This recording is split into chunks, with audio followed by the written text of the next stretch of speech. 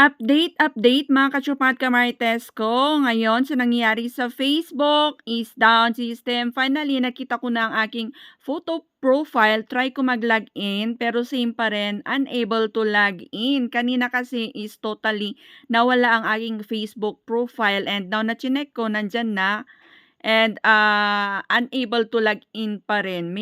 Maybe inaayos na and this issue is all over the world pala, okay? Hindi lang dito sa Philippines kasi marami ng taga ibang bansa na nagsasabi rin na sa kanila rin same case ang nangyari. And yung Instagram naman sa inyo na log out sabi nyo pero sa akin is hindi naman andyan pa rin, hindi ako na log out pero once na mag-search ako, hindi nga lang ako maka-search.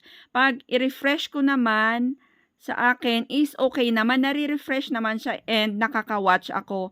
And sa X naman, same pa rin, ayan, same pa rin yung issue na maraming kinabahan kung ano nga ang nangyari sa Facebook. Hindi biro ito bigla na lang malaking problema ito. Maybe baka na-hack totally yung system ni Facebook.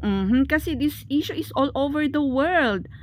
OMG, kaya sana maayos din ito agad-agad kasi marami nang nagtatag, tumatawag kay Mark kung syempre kailangan ayusin ito agad. Kaya wait lang po natin maya-maya baka sakaling babalik din. So grabe yung kaba ko. Kaya napagawa ako ng ganito. So yeah, abangan po lang natin.